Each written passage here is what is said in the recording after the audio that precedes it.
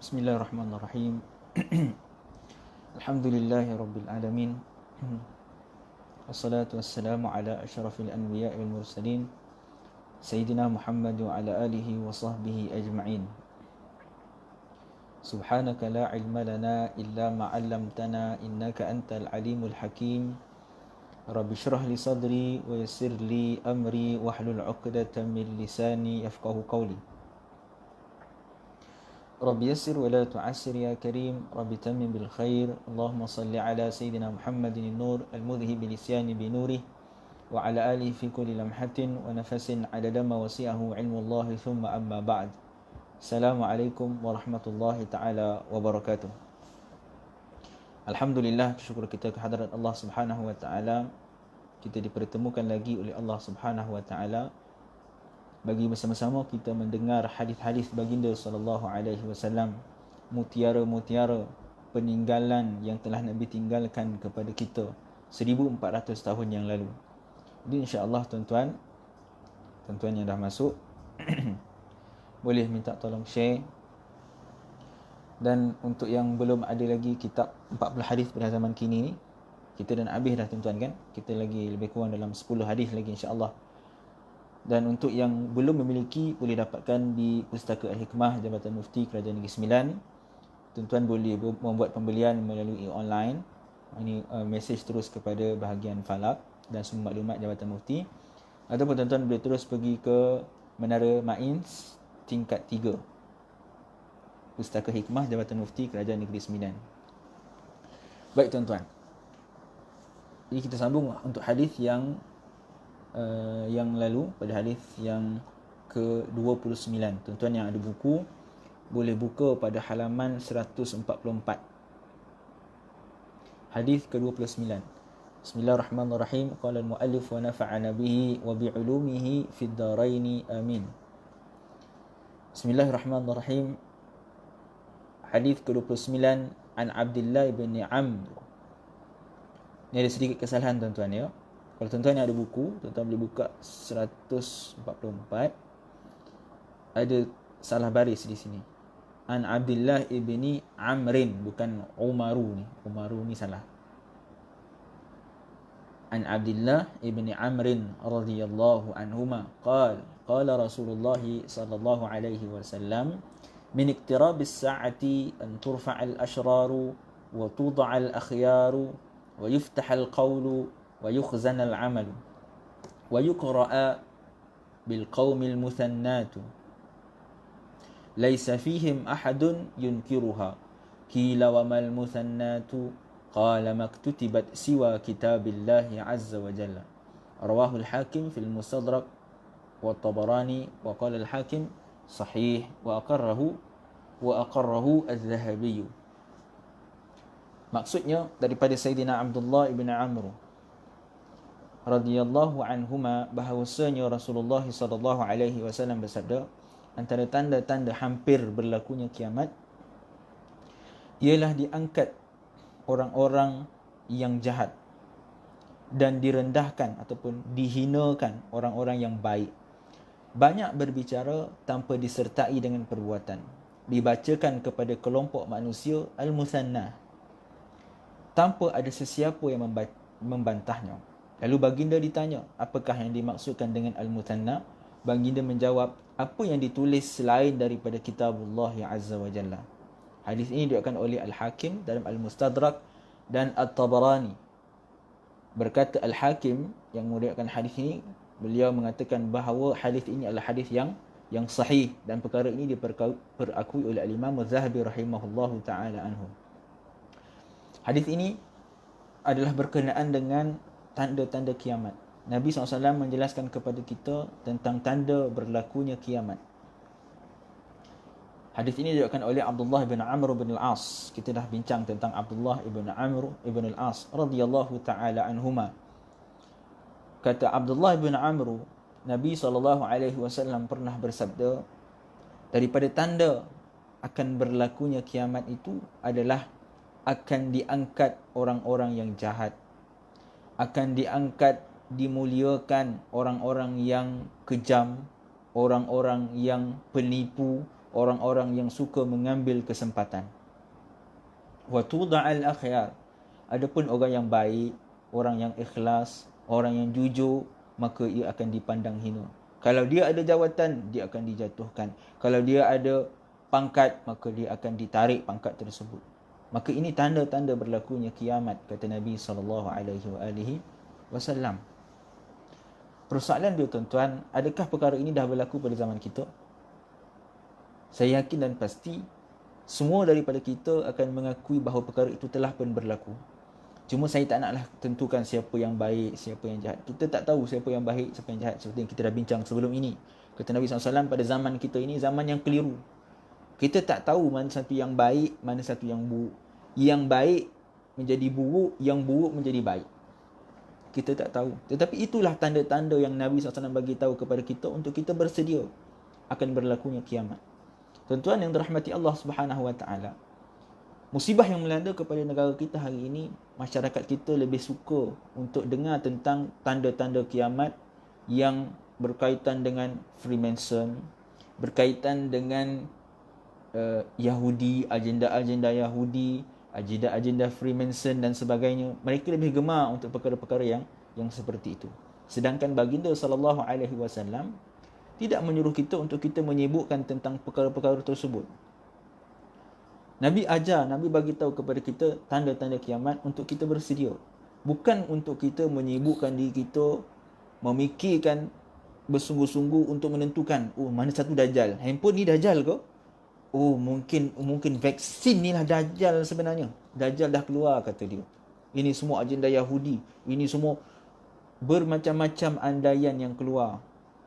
Tuan-tuan yang dirahmati Allah Subhanahu Wa Taala, Nabi SAW bukan menyuruh kita, Nabi bagi tahu kepada kita tentang tanda-tanda kiamat, bukan suruh kita duk sibuk fikir tentang bila nak berlaku kiamat. Bila nak berlaku kiamat. Tak. Nabi SAW bagi tahu kepada kita tanda-tanda berlakunya kiamat untuk kita bersedia. Sebab itu ada sahabat yang datang kepada Nabi SAW tanya tentang tanda kiamat. Nabi kata apa? Nabi bagi tahu ke dia tentang bila berlaku kiamat. Okey, kiamat berlaku 20-23 contoh dia. Tak. Nabi tak suruh dia sebutkan pun tentang bilakah berlakunya kiamat. Tapi Nabi tanya kepada dia, apakah persediaan engkau untuk berlaku kiamat? Itu yang paling pentingnya kita kena fokus. Bukanlah kita duk sibuk fikir bila keluar Dajjal, aku nak join Imam Mahdi. Ini Imam Mahdi, ini bukan Imam Mahdi dah keluar. Kita duk sibuk fikir tentang tanda-tanda, bukan sibuk dengan persediaan kita. Baik, itu tanda pertama yang Nabi sebut dalam hadis ini, iaitu orang yang jahat, orang yang penipu, orang yang suka mengambil duit, dia diangkat. Dia diberikan jawatan-jawatan yang besar. Dia dipilih dalam pilihan raya misalnya. Wa tuda'al akhyar, orang-orang yang baik, orang-orang yang ikhlas, dia direndahkan. Tuan-tuan, kalau orang politik dapat hadis ni, tuan-tuan, dia akan guna dengan sebaiknya. Itu bahaya bila hadis disyarahkan, difahami dengan hawa nafsu, difahami dengan fahaman politik. Semua akan mendakwa, oh aku punya pemimpin ni lah yang baik, sebab tu dia tak jadi pemimpin. Kan? Jadi hadis ini tidak boleh difahami dengan hawa nafsu kita. Sebab kita tak boleh nak tentukan siapa yang baik, siapa yang jahat. Tapi Nabi hanya bagi tahu kepada kita, inilah tanda dia. Apabila orang yang jahat diangkat, dimuliakan, dipandang baik, sedangkan orang yang betul-betul baik dihina, dipandang hina, dipandang tak ada apa-apa, tak ada kedudukan. Dan kata Nabi SAW lagi, wa yuftahal qawlu wa yukhzanal amal. Dan daripada tanda-tanda kiamat juga adalah kata-kata akan dibuka. Maksudnya apa, tuan-tuan? Banyaknya manusia berbicara. Hari ini tuan-tuan bukalah Facebook, tuan-tuan bukalah TikTok, tuan-tuan bukalah Twitter, tuan-tuan bukalah segala mak nenek yang ada. Kita akan tengok apa dia, tuan-tuan. Semua orang bercakap, semua orang menulis.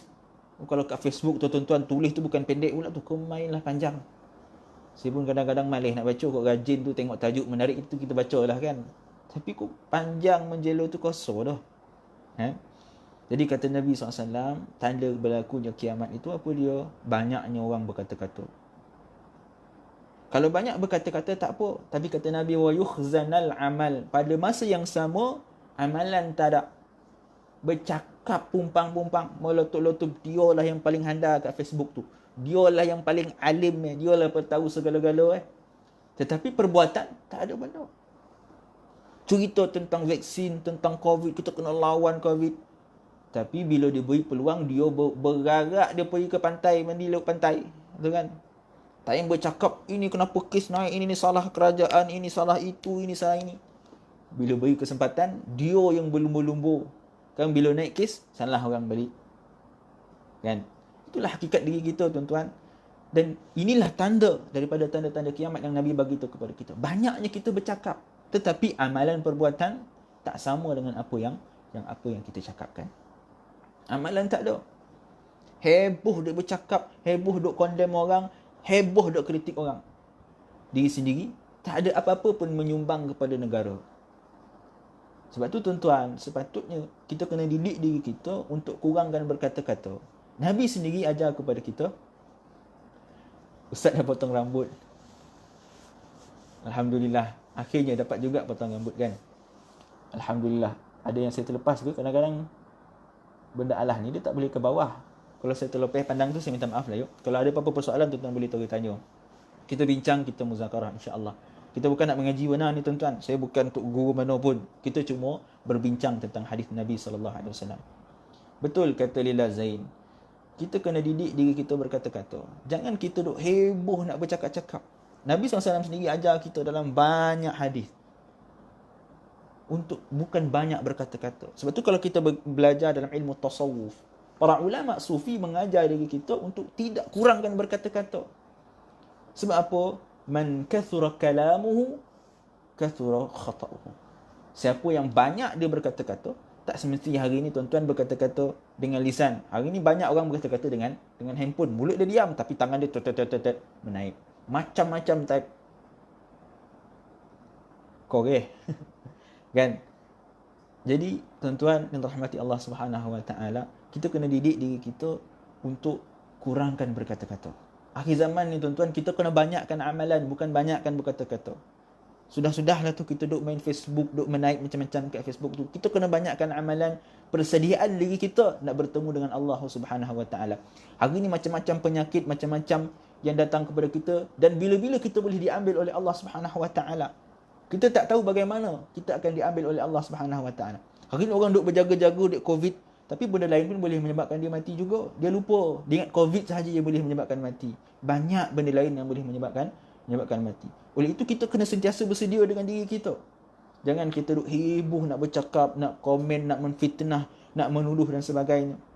Kita kena sibukkan diri kita dengan persediaan diri kita. Kurangkan berkata-kata dan banyakkan amalan. Baik. Itu tanda yang kedua kata Nabi SAW. Banyak berkata-kata, kurang amalan. Dan itu pun realiti berlaku di sekeliling kita. Kemudian kata Nabi SAW, wa yuqra'a bil qawmil muthanna. Ini yang menariknya dalam hadis ini. Nabi kata apa? Nabi kata akan dibacakan kepada kaum itu al-muthanna. Tuan-tuan, kalau kita melihat kepada hadis ini, begitu perinci Nabi sebut dalam hadis ini. Sebab tu saya suka lagi baca yang bahasa Arabnya, supaya kita nampak perincian daripada hadis itu. Bila kita terjemah tuan-tuan, kadang-kadang kita tak boleh nak terjemah prakata. Bila kita terjemah prakata, kita akan lagi makin poning. Kita tak faham. Sebab tu saya terjemah kebanyakan terjemahan secara umum.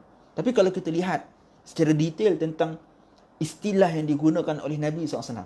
Wa ma yantiqu 'anil hawa, kata Allah SWT. Nabi itu tidak berkata-kata dengan hawa nafsu. In huwa illa wahyun yuha. Melainkan apa yang disebut Nabi itu adalah daripada wahyu Allah Subhanahu Wa Taala. Okey, kita lihat Nabi kata apa?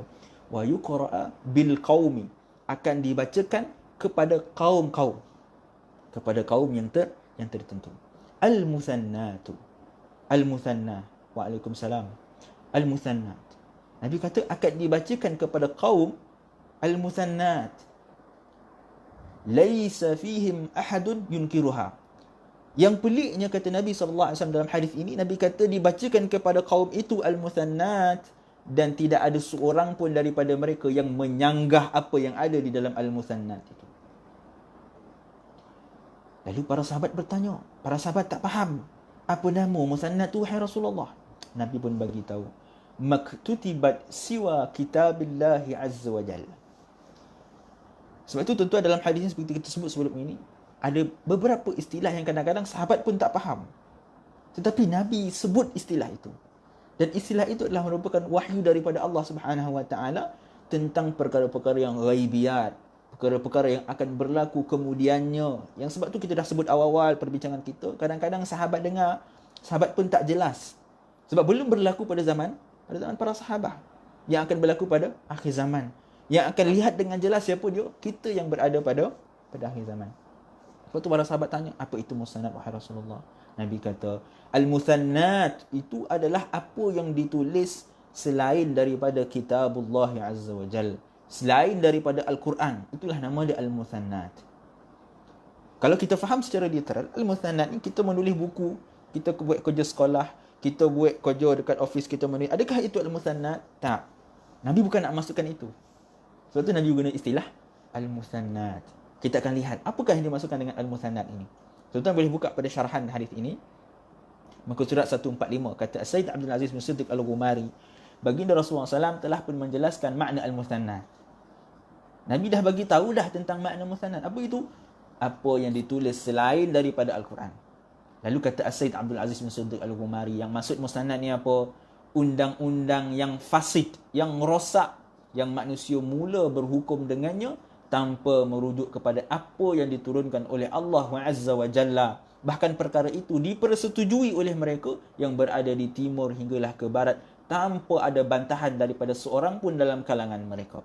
Kata Sayyid Abdul Aziz bin Siddiq Al-Ghumari rahimahullahu ta'ala anhu, yang Nabi maksudkan daripada al-musannad ini adalah undang-undang yang ditulis dan dibaca oleh manusia tanpa ada seorang pun yang mengingkarinya. Sebab tu tuan-tuan, dalam hadis ni Nabi kata al-qaum.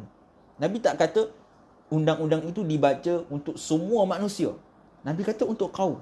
Untuk orang Malaysia, untuk orang Indonesia, untuk orang Singapura, untuk orang Brunei, untuk orang US. Untuk kaum-kaum yang tertentu. Setiap daripada negara-negara tersebut ada musannad. Ada perundangan yang ditulis, yang manusia jadikan sebagai panduan. Bahkan sampai tahap manusia menganggap bahawa ianya adalah lebih suci daripada Al-Quran. Wal'iyadzubillah. Ini yang Nabi kata, tanda-tanda berlakunya kiamat. Manusia akan mengikuti, mentaati perundangan yang ditulis melebihi daripada perundangan yang ditetapkan oleh Allah Subhanahu wa taala. Lalu kata Sayyid Abdul Aziz bin Siddiq Al-Ghumari, Abu Ubaid juga meriwayatkan hadis ini di dalam kitab Gharibul Hadis. Abu Ubaid rahimahullah taala, beliau ada mengarang kitab Gharib Al-Hadis. Dalam kitab tersebut, Gharib Hadis ni apa tuan-tuan? Gharib Hadis ni adalah kitab yang ditulis untuk menjelaskan istilah-istilah yang gharib. Gharib ni apa? Istilah-istilah yang ganjil. Yang sahabat pun tak faham. Sahabat tanya kepada Nabi. Lalu, yang kitab Gharib Al-Hadis ni akan dijelaskan istilah-istilah tersebut. Kata Abu Ubaid bin Salam rahimahullah ta'ala, aku pernah bertanya kepada seorang lelaki yang pakar berkenaan kitab-kitab terdahulu, sama ada beliau ketahui dan membaca tentang al-musannad. Sebab sahabat pun tak faham musannad ni apa. Nabi sebut. Ini hebatnya baginda SAW. Dan bukti yang jelas yang Nabi sebut itu bukan daripada diri baginda, tetapi adalah daripada wahyu Allah Subhanahu wa taala. Waalaikumsalam puan Sabariah Jamaat, selamat datang. Tuan-tuan, kalau soalan tuan-tuan boleh terus tanya ya. Baik. Abu Ubaid beliau bertanya kepada seorang lelaki berkenaan kitab-kitab terdahulu tentang orang-orang Yahudi, tentang orang-orang Nasrani yang mereka baca kitab Taurat, Injil. Ditanya kepada mereka tentang apakah makna al-musannad. Jumpa dengan orang Yahudi, tanya dia, kau tahu tak musannad tu apa? Kau pernah baca tak dalam kitab-kitab kau tentang istilah musannad ni apa? Kau ada bolehlah tahu kami. Kami tak tahu. Di sisi kami tak ada istilah al-musannad itu, melainkan Nabi yang sebut kepada kami. Jadi kami nak tahu apakah makna sebenar tentang al-musannad ini. Lantas lelaki itu dia mengatakan apa? Sesungguhnya pendeta dan rahib daripada kalangan Bani Israel. Selepas daripada kewafatan Nabi Musa AS, mereka telah memalsukan kitab yang ada pada mereka mengikut keinginan mereka yang bukan daripada kitab Allah Subhanahu wa taala. Lalu mereka menamakannya sebagai al-musannad. Seolah-olah kata Abu Ubaid, seolah-olah maksud beliau ialah mereka menghalalkan dan mengharamkan padanya apa yang mereka inginkan, sedangkan perkara itu bertentangan dengan kitab Allah, yakni Taurat. Ini makna al-musannad yang digunakan oleh kaum Bani Israel. Di sisi mereka juga dah ada istilah Al-Muthannat. Muthannat ni apa? Bila Nabi Musa meninggal dunia, bila Nabi Musa wafat, maka kaum Bani Israel mereka telah mengubah kitab Taurat. Dan perkara ini disebut sendiri oleh golongan Bani Israel. Bani Israel sendiri, orang Yahudi sendiri mengakui bahawa kitab-kitab suci mereka telah dipalsukan oleh rahib-rahib mereka sendiri. Ini hakikat yang perlu kita terima.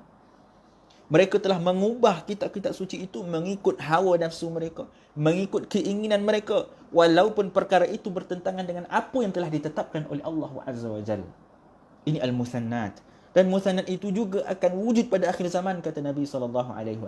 Lalu kata Sayyid Abdul Aziz bin Siddiq Al-Ghumari, saya mengatakan. Jadi saya mengatakan dalam kitab ini, mana siapa saya ni? Saya ni adalah Sayyid Abdul Aziz, pengarang kepada kitab ini. Dia kata apa? Inilah apa yang berlaku pada zaman ini, iaitu menetapkan undang-undang yang mengharamkan apa yang dihalalkan oleh Allah Subhanahu Wa Taala dan menghalalkan apa yang diharamkan dengan hanya berpandukan kepada hawa nafsu dan keinginan sendiri tanpa disanggahi oleh sesiapa pun.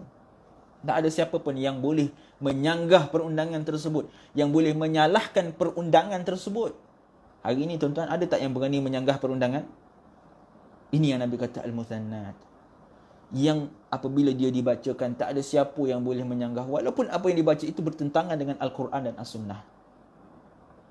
Perkara ini terjadi apabila orang yang baik direndahkan. Ini natijah daripada kenapa al-muthannat ini dibaca. Tak ada siapa yang nak bangun, tak ada siapa yang nak persoalkan, yang sanggah. Sebab apa? Orang yang baik direndahkan dan orang yang jahat pula dimuliakan. Yang diangkat semuanya yang kaki pusing, semua yang kerja melompat tak sudah-sudah. Akhirnya itu yang jadi. Tidak ada yang boleh menyanggah apa yang bertentangan dengan kitabullah, bertentangan dengan Al-Quran dan As-Sunnah. Jadi boleh kita fahami daripada hadis ini, kata Sayyid Abdul Aziz, adalah perlembagaan yang digunakan di setiap negara-negara. Saya tak kata perlembagaan kita bercanggah dengan Quran Sunnah, ya. Maksud al-muthannat ini menurut Sayyid Abdul Aziz As-Siddiq Al-Ghumari adalah perlembagaan. Dan perlembagaan ini bukan hanya ada di Malaysia, ada di mana-mana negara. Perundangan yang mereka jadikan sebagai panduan menggantikan Al-Quran dan As-Sunnah.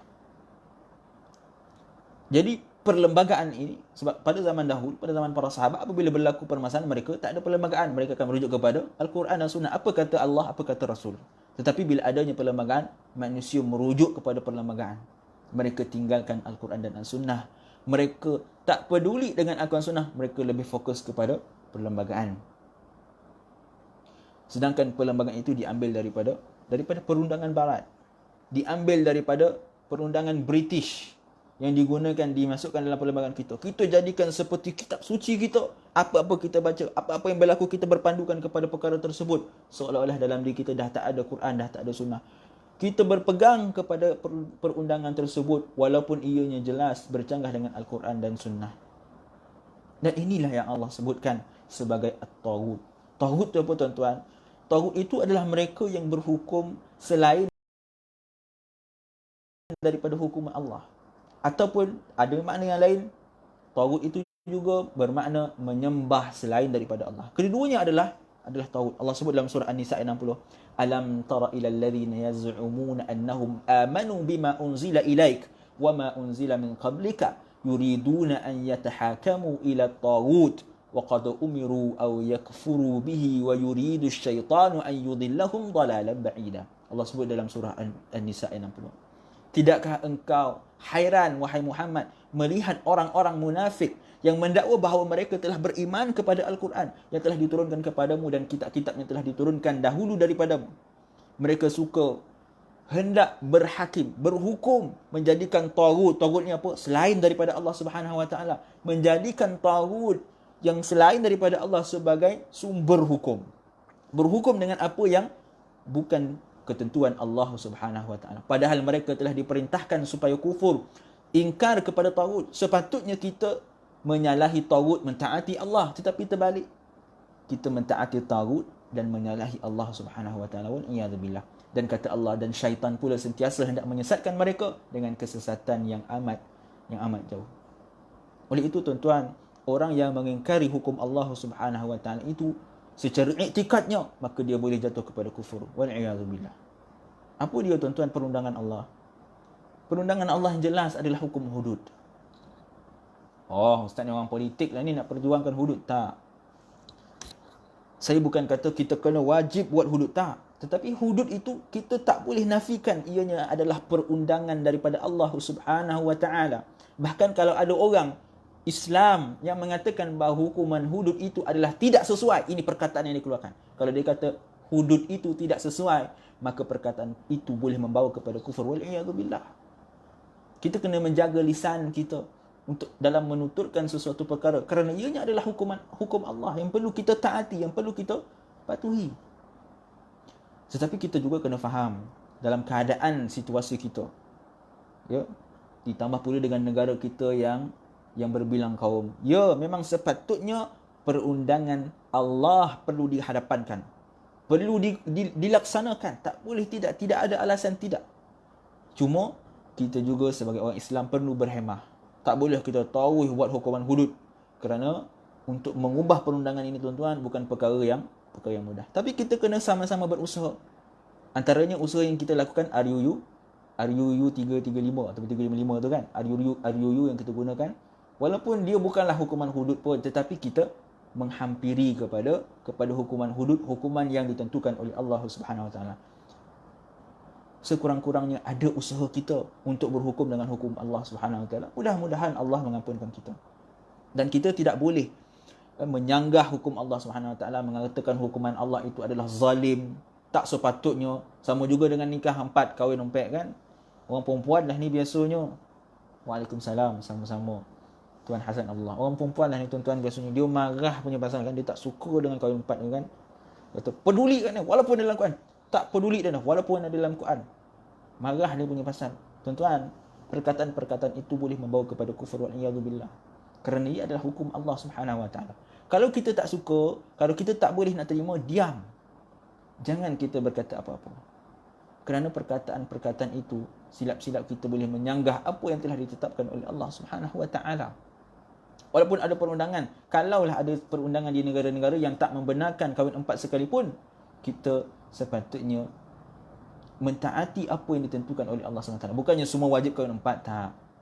Bukan makna semua kena kahwin 4, tak. Tetapi kita tidak boleh menyanggah, menyalahkan perundangan yang telah Allah buat.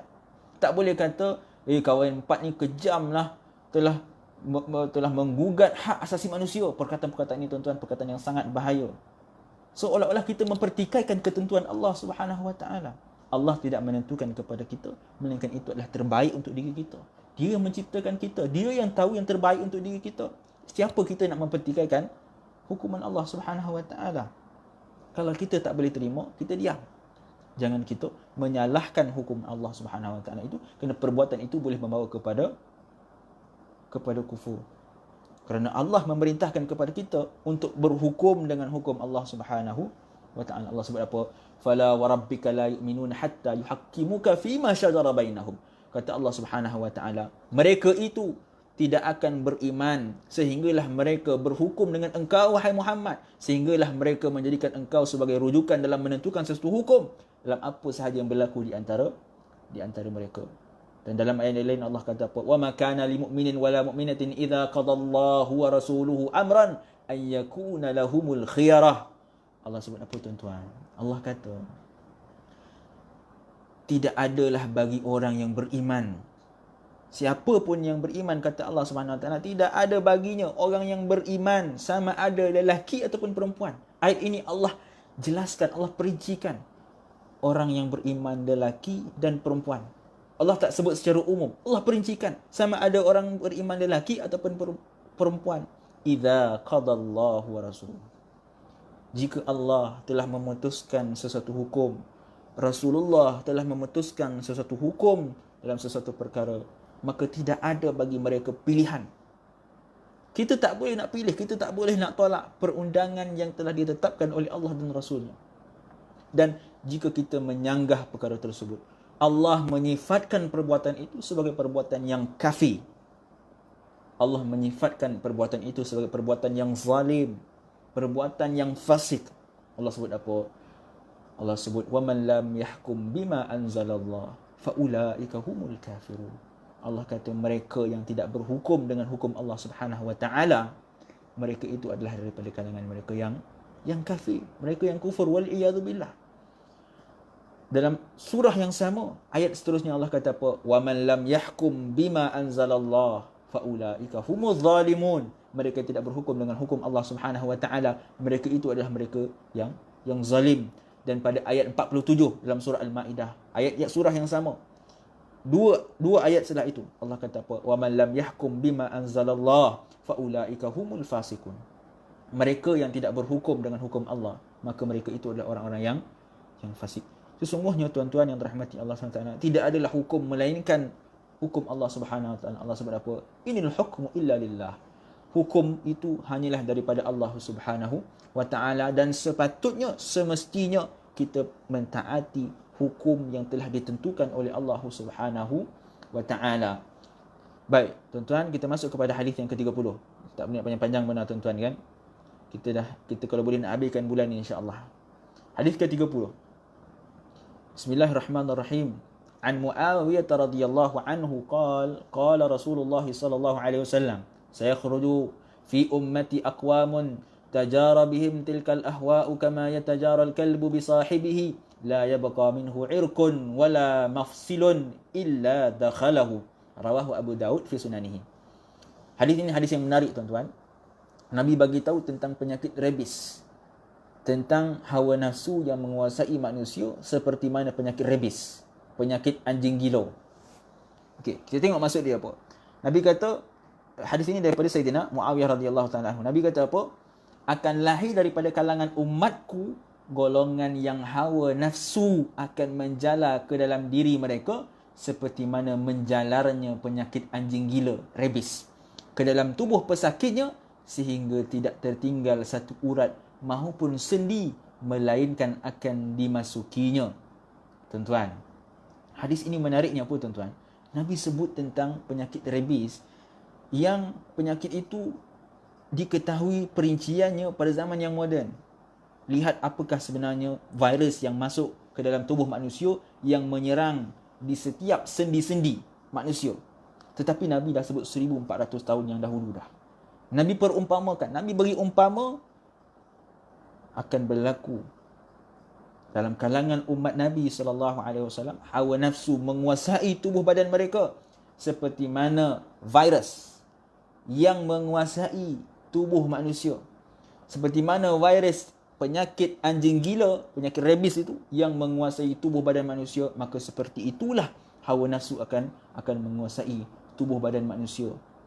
Tuan-tuan yang dirahmati Allah Subhanahu Wa Taala, hadis ini diriwayatkan oleh Sayyidina Muawiyah radhiyallahu taala anhu. Kita sebut sikit tentang kepribadian Sayyidina Muawiyah radhiyallahu taala anhu. Sayyidina Muawiyah ini nama sebenar dia apa? Muawiyah bin Sakhr bin Harb bin Umayyah bin Abd Syams. Sebab itu tuan-tuan, Sayyidina Muawiyah radhiyallahu taala anhu dikenali sebagai Al-Umawi. Gelaran dia adalah Al-Umawi. Dan disebabkan itu jugalah apabila Sayyidina Muawiyah radhiyallahu taala anhu menjadi khalifah, maka khalifahnya dinamakan sebagai Bani Umawi, kerana dia berasal daripada keluarga Al-Umawi. Nama beliau Muawiyah bin Sakhr bin Harb bin Umayyah bin Abd Syams bin Abd Manaf bin Qusay bin Kilab bin Murrah bin Ka'ab bin Lu'ay bin Ghalib bin Fihr bin Malik bin Nadhr bin Nidhar bin Ma'ad bin Adnan. Jadi kalau kita melihat kepada nasab Muawiyah radhiyallahu taala anhu ini, nasabnya bersambung dengan Nabi SAW pada Abdul Manaf. Sebab apa? Abdul Manaf ada 4 orang anak. Yang pertama, Muhammad bin Abdullah bin Abdul Muttalib bin Hashim bin Abdul Manaf. Anak pertama adalah Hashim, yakni moyang Nabi SAW. Nabi SAW adalah Muhammad bin Abdullah bin Abdul Muttalib bin Hashim. Sebab itu Nabi digelar sebagai Al-Hashimi. Sayyidina Muawiyah digelar sebagai Al-Umawi. Kerana Abdul Manaf ada 4 orang anak. Yang pertama Hashim, yang kedua Al-Muttalib. Al-Muttalib inilah yang menjaga datuk Nabi SAW, iaitu Abdul Muttalib, sehingga dia digelar sebagai Abdul Muttalib. Nama sebenar beliau bukan Abdul Muttalib, tapi sebab dia sering bersama dengan bapa saudaranya, iaitu Al-Muttalib, sehingga orang menyangka bahawa datuk Nabi iaitu Abdul Muttalib itu adalah hamba kepada pakciknya Al-Muttalib. Lalu digelarkan sebagai Abdul Muttalib, hamba kepada Al-Muttalib. Sebab pakcik Al-Muttalib, pakcik kepada Abdul Muttalib ini, dia sering jaga, sering bersama sehingga orang menyangka dia adalah hamba kepada Al-Muttalib. Jadi anak Abdul Manaf yang kedua adalah Al-Muttalib. Yang ketiga adalah Naufal. Dan yang keempat adalah Abdul Syams. Sayyidina Muawiyah radhiyallahu taala anhu adalah daripada keturunan Abdul Syams, anak yang keempat daripada Abdul Manaf. Dan ahli bait Nabi SAW, ahli keluarga Nabi SAW hanyalah daripada dua, menurut mazhab Syafi'i, hanyalah daripada dua ini, iaitu Al-Hashimi dan Al-Muttalibi. Al-Hashimi adalah keturunan Nabi SAW dan Al-Muttalibi adalah keturunan Al-Imam Asy-Syafi'i rahimahullahu ta'ala anhu. Baik. Yang ada pun yang bakinya, Abdul Syam dan Naufal, dia tidak dikenali sebagai Ahlul Bait, ahli keluarga Nabi SAW. Kenapa? Kerana sebagian ulama kata kerana dua keluarga ini mereka tidak menyokong perjuangan dakwah Nabi SAW, manakala yang dua ini mereka menyokong dan membantu perjuangan Nabi SAW. Oleh itu, mereka termasuk daripada Ahlul Bait Nabi SAW. Ibu Sayyidina Muawiyah ni nama dia Hindun bin Atbah. Ataupun ada sebagian ulama tidak membenarkan untuk menyebut Hindun. Kerana sebahagian ulama kata Hind, dia tak boleh disebut Hindun. Hindun binti Atbah bin Rabi'ah bin Abdul Syams bin Abdul Manaf. Juga daripada Abdul Syams. Sama dengan suami dia. Ini orang Arab tuan-tuan. Dia kahwin dokek-dokek macam tu. Kalau kita, kalau kat Malaysia ni, kalau kahwin dokek-dokek tu, kita macam pelik. Tak biasa. Tapi orang Arab dia dah biasa dah. Kahwin dengan anak buah, kahwin dengan 2 pupu, 3 pupu tu dah biasa. Hindun bin Atbah bin Rabi'ah bin Abdul Syams. Moyang dia lebih ikut sama je. Cuma bawah-bawah tu anak-anak lain, kemudian berkahwin bawah-bawah dia. Okey. Sayyidina Muawiyah radhiyallahu ta'ala anhu ini beliau dilahirkan 5 tahun sebelum Nabi diutus menjadi Rasul. Maknanya Sayyidina Muawiyah ni muda daripada Nabi SAW. Muda sangat jauh. Nabi dilantik menjadi Rasul ketika berusia 40 tahun. 5 tahun sebelum Nabi dilantik menjadi Rasul, Sayyidina Muawiyah dilahirkan. Ada pendapat kata 7 tahun, ada lagi pendapat kata 13 tahun. Tapi yang masyhurnya 5 tahun sebelum Nabi menjadi Rasul, Sayyidina Muawiyah dilahirkan. Sayyidina Muawiyah ni dia ada ramai adik-beradik.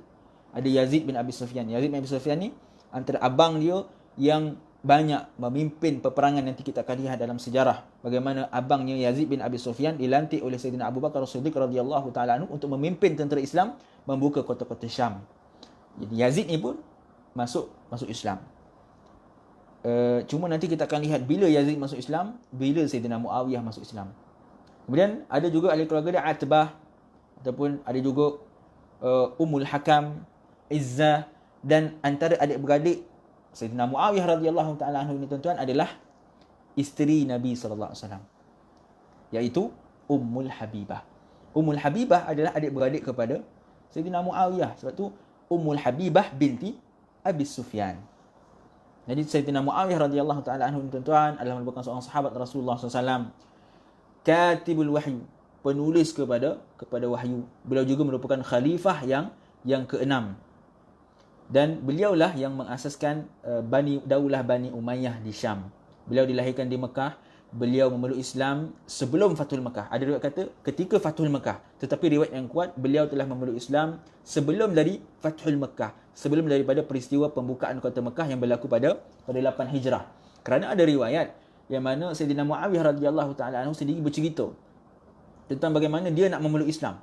Dia lihat Nabi SAW dengan dakwah Nabi SAW, dakwah para sahabat. Dia dah tertarik untuk memeluk Islam. Tapi bila jumpa dengan ibunya Hindun bin Atbah, ibu dia marah. Ibu dia kata, kau jangan nak tinggalkan agama yang telah dipegang oleh datuk dan nenek moyang kita.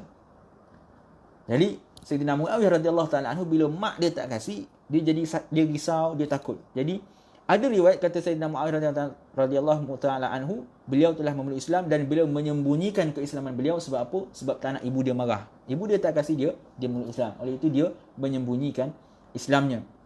Adapun ibunya Hindun dan bapanya serta abangnya telah memeluk Islam ketika peristiwa Fathul Makkah. Maknanya apa? Sayyidina Muawiyah telah memeluk Islam sebelum daripada ayah, ibu dan abangnya. Cuma dia merahsiakan, dan pada peristiwa Fathul Makkah lah baru beliau memberitahu kepada ahli keluarganya yang beliau telah pun memeluk Islam. Sayyidina Muawiyah radhiyallahu taala anhu ni tuan-tuan, pada zaman pemerintahan Abu Bakar As-Siddiq radhiyallahu taala anhu, beliau telah dilantik untuk membantu abangnya Yazid bin Abi Sufyan. Jangan keliru tuan-tuan ya. Yazid bin Abi Sufyan anak kepada Muawiyah juga nama dia Yazid. Jadi orang Arab ni nama dia memang tukar-tukar, ambil-ambil macam tu je tuan-tuan. Dia bukan macam kita, kan? Ambil nama nak yang pelik-pelik. Alicia lah, Ferencia lah. Kadang-kadang nak menyabut pun bersimpu lidah, kan? Tu kita. Tapi orang Arab ni dia biasa ambil nama pakcik ambil nama abah ambil nama tok ulang itu je. Yazid bin Muawiyah itu ada anak kepada Sayyidina Muawiyah. Yazid bin Abi Sufyan itu abang kepada Sayyidina Muawiyah. Okey? Jadi Yazid bin Abi Sufyan seperti kita sebut tadi, beliau dilantik oleh Sayyidina Abu Bakar As-Siddiq radhiyallahu taala anhu untuk memimpin tentera-tentera Islam dalam pembukaan kota-kota Syam. Dan Sayyidina Muawiyah radhiyallahu taala anhu telah dipilih oleh Sayyidina Abu Bakar As-Siddiq radhiyallahu taala anhu untuk membantu abang dia. Bahkan dikatakan bahawa Sayyidina Muawiyah berada pada barisan hadapan di dalam peperangan tersebut.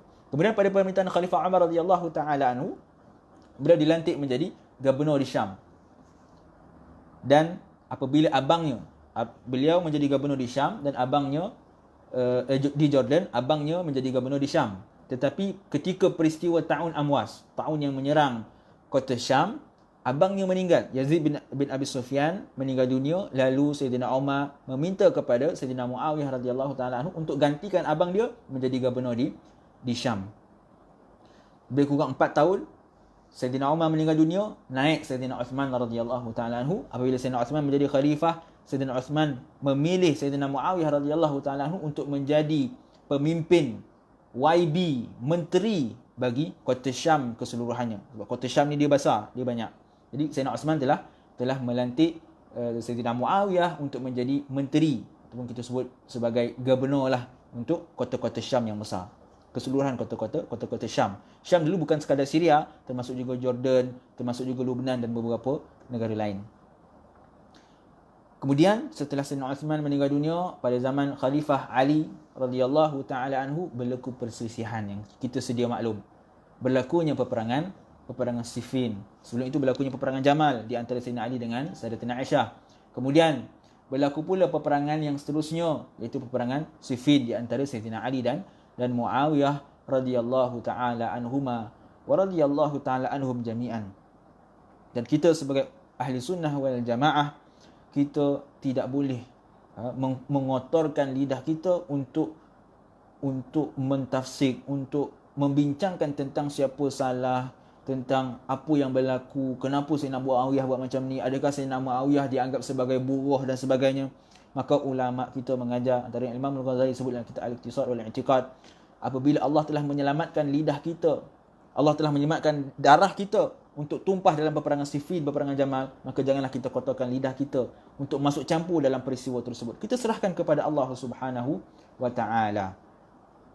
Itulah fitnah yang berlaku di kalangan sahabat, dan perselisihan itu kebanyakannya berpunca bukan kerana sahabat, tetapi berpunca daripada golongan Khawarij. Golongan Khawarij yang telah menghasut, yang telah menyebarkan fitnah sehingga berlakunya peperangan.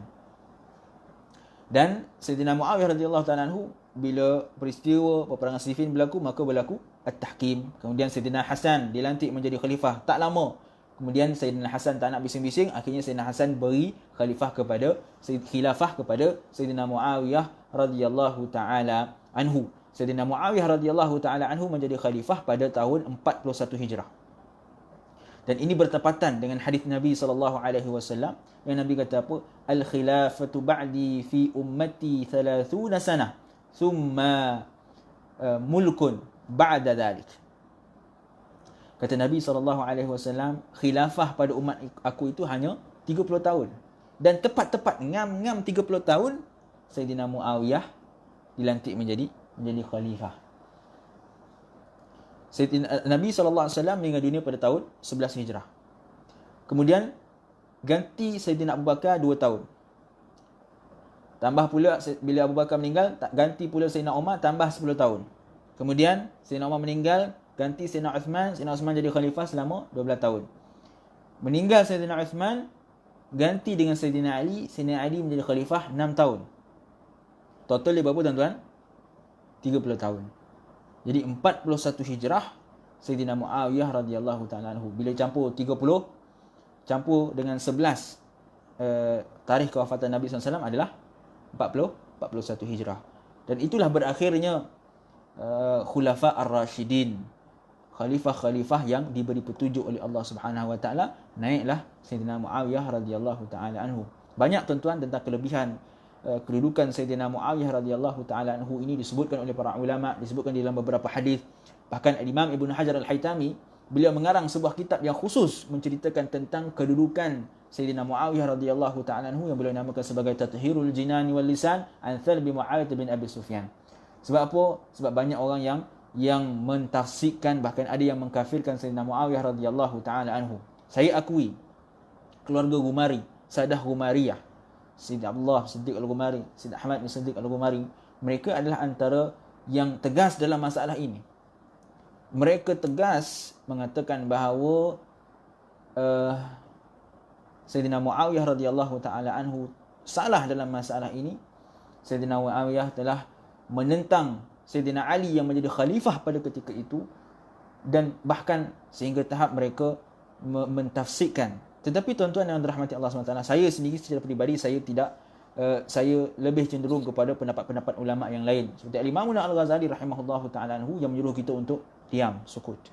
Kita menyerahkan kepada Allah Subhanahu wa taala. Tapi kita tidak boleh menolak, menyanggah pendapat-pendapat ulama. Bukan hanya Sadah Ghumari, ramai lagi di kalangan ulama yang berpendapat sedemikian. Cuma kita sebagai orang awam adalah sebaiknya kita tutup mulut kita. Jangan kita masuk campur dalam urusan tersebut. Serahkan kepada Allah Subhanahu wa taala. Jangan kotorkan lisan kita untuk mengkafirkan, untuk menfasikkan seorang sahabat Nabi SAW radhiyallahu taala anhu yang Allah telah jamin redha Allah ke atas mereka. Baik. Kemudian Sayyidina Muawiyah radhiyallahu taala anhu, beliau meninggal dunia di Dimashq, di Syam, ketika berusia 78 tahun pada tahun 60 Hijrah.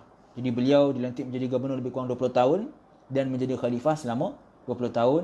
Kemudian meninggal dunia, diganti pula oleh anaknya iaitu Yazid bin Muawiyah. Daripada situlah berlakunya pelantikan khalifah berdasarkan kepada keluarga, bukan berdasarkan kepada syura seperti mana yang dilakukan oleh para khulafa ar-rasyidin. Baik. Dalam hadis ini tuan-tuan, kita kembali kepada hadis kita. Hadis sebelum kita habis ni tuan-tuan ya. Hadis ini tuan-tuan, menariknya Nabi SAW menceritakan tentang hawa nafsu yang akan menyelubungi, akan menguasai diri manusia seperti mana penyakit rabies. Penyakit rabies ni apa tuan-tuan? Untuk orang yang tak pernah dengar, first time dia dengar. Biasa orang muda lah tuan-tuan. Kalau orang yang dah berusia, dia tahulah, dia biasa dah dengar tentang penyakit anjing gila ataupun rabies ni. Penyakit anjing gila ini penyakit yang merebak melalui sistem saraf. Penyakit ini biasanya menjangkit kerana gigitan anjing. Biasanya, walaupun ada beberapa kes binatang lain seperti kucing dan sebagainya. Tapi kebanyakan kes adalah kerana anjing. Anjing yang dia dijangkiti virus, kemudian dia menggila orang kata, tak tentu pasal dia cari orang, dia pergi gigit orang. Daripada air liur itu maka tersebarlah penyakit rabies ini dalam tubuh badan manusia, dan virus itu akan masuk ke dalam sistem-sistem saraf sehinggalah dia sampai kepada asas saraf kita, tunjang saraf kita, dan menyebabkan seorang itu akan boleh mati. Penyakit ni tuan-tuan bukan ada zaman moden. Dia dah ada 2000 tahun sebelum Masihi lagi dah ada. Sebab tu Nabi sebut tentang penyakit itu, Nabi berikan perumpamaan penyakit rabies. Kok adalah zaman Nabi COVID, mungkin Nabi akan bagi contoh COVID, kan? Tetapi time itu tak ada COVID lagi. COVID ini penyakit yang baru dijumpai, walaupun virus itu dah ada lama dah dikaji. Cuma nama COVID-19 itu adalah nama yang baru. Virus itu dah wujud lama dah. Jadi penyakit rabies ini tuan-tuan, dia dah ada 2000 sebelum Masihi dah ada dah. Zaman Nabi memang dah ada. Penyakit rabies ini bila dia kena, dia akan menyebabkan radang otak. Antara simptom dia apa tuan-tuan? Bila kena penyakit rabies ni boleh demam, kebas, kelakuan akan menjadi agresif, tiba-tiba melompat, tiba-tiba datang sawan. Kadang-kadang ada yang kena simptom takut air. Tiba-tiba dia takut air, tak tahu kenapa. Sampai ada tahap yang tidak boleh menggerakkan badan, ada yang kekeliruan, ada yang sampai koma, dan kebanyakan kes adalah berakhir dengan mati. Kebanyakan kes meninggal dunia. Di Malaysia, kes rabies ini yang terbaru pada tahun dikesan pada tahun 2015 hingga 2018. Kes rabies yang banyak berlaku di Sarawak dan Perak. Dan alhamdulillah hari ini dah kita jaranglah dengar tentang rabies ni, tentang penyakit anjing gila. Penyakit anjing gila ni lah tuan-tuan, orang putih buat cerita tentang zombie. Kan? Zombie tu asal daripada mana? Daripada penyakit rabies ni lah. Sebab bila orang tu kena penyakit rabies, penyakit anjing gila ni, dia pun akan jadi macam anjing tu. Dia jadi tak tentu pasal, dia jadi agresif, dia jadi sawan, lepas tu dia boleh menjangkit kepada orang lain dengan gigitan. Tapi tak adalah orang tu bergigit pergi orang lain, dia anjing gigit kepada orang. Kok orang gigit kepada orang tu macam cerita zombie tu, kita pun takut tuan-tuan kan. Tu orang putih lah tuan-tuan, dia buat cerita, nak menyedapkan cerita. Okey. Jadi Nabi SAW memberikan perumpamaan. Rabies, penyakit rabies itu seperti hawa nafsu yang menguasai tubuh badan manusia. Hawa nafsu ni apa tuan-tuan? Kita faham dulu apa hawa nafsu. Kita selalu sebut hawa nafsu. Kau ni ikut hawa nafsu je kerja lah. Apa maksud hawa nafsu tuan-tuan? Hawa nafsu itu, hawa itu daripada asal bahasanya maknanya cenderung kepada sesuatu. Daripada sudut uruf, bila kita kata hawa, itu bermakna kecenderungan diri yang menyebabkan bila kita buat perkara tersebut, kita akan dikeji. Dan kemudian kita akan mendapat balasan di atas perbuatan tersebut. Maka itu hawa daripada sudut uruf. Asy-Sya'bi rahimahullahu ta'ala, beliau menafsirkan, mendefinisikan hawa nafsu sebagai perkara yang membawa pemiliknya ke dalam neraka. Itulah makna hawa nafsu. Dan hal ini bertepatan dengan apa yang Allah sebut dalam surah Yusuf ayat 53. Allah rakamkan tentang perkataan Zulaikha. Ya. Ada riwayat, ada sebahagian ulama tafsir kata perkataannya bukan perkataan Zulaikha, perkataan Nabi Yusuf AS di dalam hatinya. Tapi pendapat yang kuat mengatakan ini adalah pernyataan Zulaikha sendiri. Bukan Zulaikha lah. Dalam Al-Quran tak disebutkan Zulaikha, Imra'atul Aziz. Tapi ulama kata namanya Zulaikha, walaupun pendapat itu lemah. Imra'atul Aziz. Dia kata apa? Wa ma ubarri'u nafsi, inna nafsa la'ammaratun bisu. Allah merakamkan perkataan tersebut dengan mengatakan sesungguhnya nafsu itu membawa kepada keburukan. Maka itulah sifat hawa nafsu kita yang sering mengajak kepada kemungkaran, yang sering mengajak untuk melakukan maksiat. Bila kita dah belajar pakai tudung, nafsu akan kata, tak payahlah pakai tudung ni. Kolot lah, orang mana pakai tudung sekarang? Orang free hair, orang belanja. Kita pakai pakaian yang menutup aurat, hawa nafsu kan kata, mengajak kita untuk buat perkara buruk. Tak payahlah, pakai tutup-tutup ni, orang tak suka sekarang ni, susah nak dapat kerja. Pakai buka sikit, belanja sikit, baru senang dapat kerja. Kau tutup-tutup ni orang menyampah tengok, kolot dia kata. Itu kerja hawa nafsu, mengajak untuk manusia melakukan perkara-perkara yang keji, perkara-perkara yang dibenci oleh Allah Subhanahu Wa Taala. Oleh itu Nabi SAW pesan kepada kita apa tuan-tuan? Nabi kata, la yu'minu ahadukum hatta yakuna hawah tabi'an lima ji'tu bihi. Kata Nabi SAW, tidak beriman seseorang kamu sehinggalah hawa nafsunya mengikuti apa yang telah didatangkan kepadaku, apa yang telah diturunkan kepadaku. Kata Nabi SAW, tidak cukup, tidak sempurna iman kita sehinggalah hawa nafsu kita mengikuti dengan apa yang dibawa oleh baginda sallallahu alaihi wasallam. Dalam hadis yang lain, Nabi beri pula perumpamaan kepada kita tentang orang yang cerdik dengan orang yang, bahasa kasar dia kata bengap kan. Orang yang cerdik dengan orang yang tidak pandai. Nabi kata apa? Al-kaisu man dana nafsuhu wa amila lima ba'dal maut. Kata Nabi SAW, orang yang cerdik adalah orang yang menundukkan nafsunya dan beramal untuk selepas kematian. Itu orang yang cerdik. Dia bukan duk heboh dengan dunia tak sudah-sudah. Sebab apa? Sebab dia tahu bila-bila dia boleh diambil oleh Allah Subhanahu Wa Taala. Harta yang dia kumpul puluhan ribu sekalipun, ratusan ribu pun, bila dia mati dia tak akan bawa duit tersebut. Maka itulah orang yang bijak. Dia akan bersedia untuk selepas daripada kematian, bukan semata-mata bersedia untuk kehidupan dunia. Hari ni kita dah bersedia ambil takaful lah, ambil insurans lah kan. Sebab apa? Takut nanti apa-apa terjadi. Kita kumpul duit macam-macam, kita kumpul kat duit bank sini, bank sini, bank sini. Sebab apa? Kita takut apa-apa akan terjadi. Kata Nabi SAW, orang yang cerdik apa? Dia bukan fikir tentang kehidupan dunia semata-mata. Bukan salah, saya tak kata salah. Boleh kita buat persediaan. Tapi bukan hanya kita duk fikir tentang dunia, kita lupa tentang akhirat. Kerana orang yang cerdik adalah orang yang fikir tentang apa yang akan berlaku pada akhirat. Persediaan untuk dia bertemu dengan Allah Subhanahu Wa Taala. Dan dalam hadis ini juga Nabi kata apa? wal ajizu, ataupun dalam riwayat kata al fajiru, orang yang keji, orang yang lemah, orang yang lembab. Man ittaba'a hawah wa tamanna 'ala Allahil amani.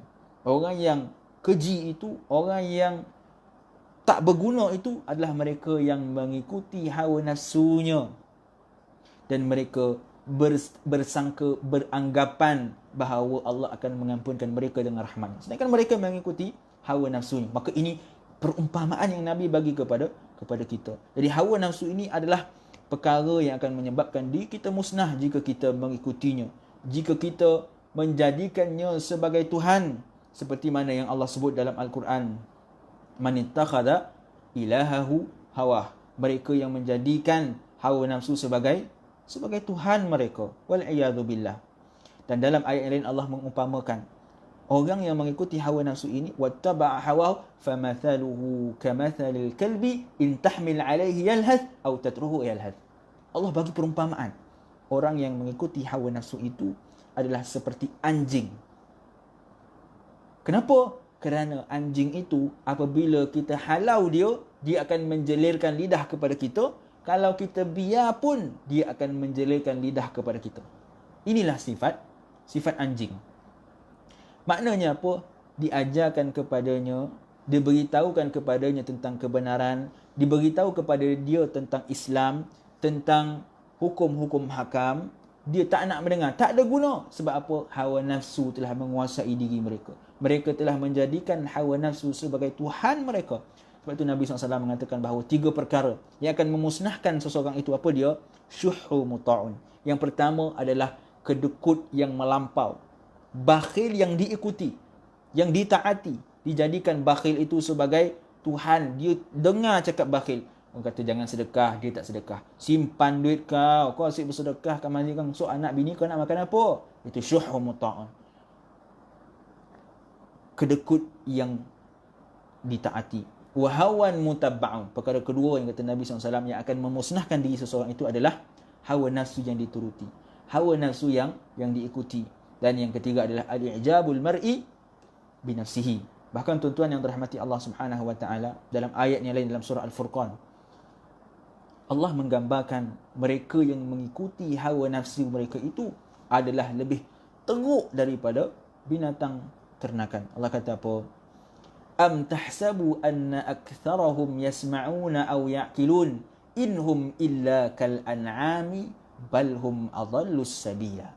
Kata Allah Subhanahu wa taala, "Hei Muhammad, adakah engkau menyangka bahawa mereka akan mendengar dan memahami apa yang engkau sampaikan?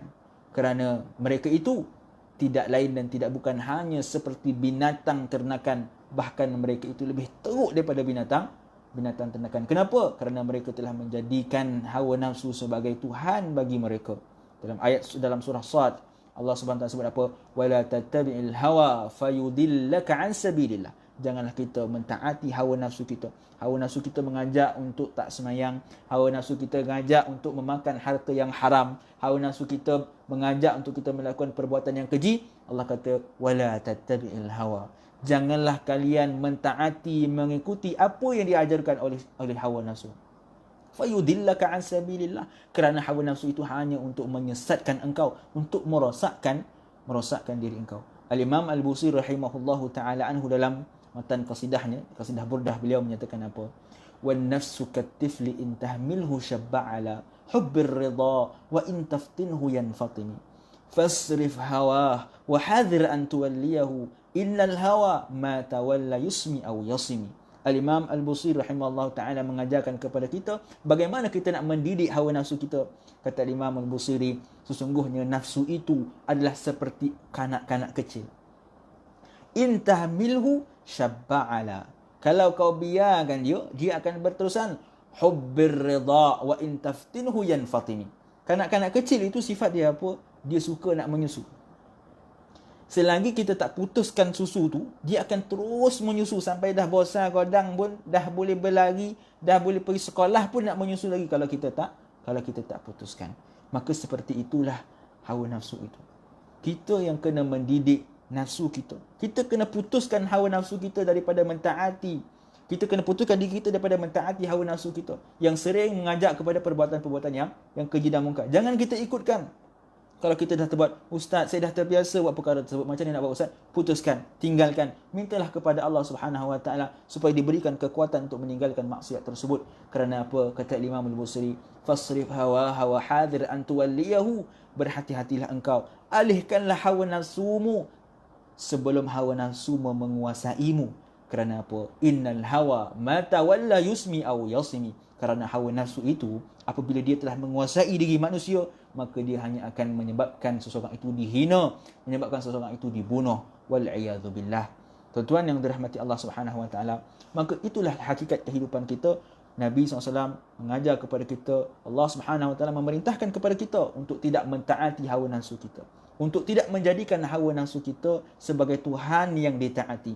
Bahkan dalam hadis Sayyidina Anas radhiyallahu taala anhu yang diriwayatkan oleh Imam Muslim, kata Nabi SAW, huffatil jannatu bil makarih wa huffatin naru bis syahawat.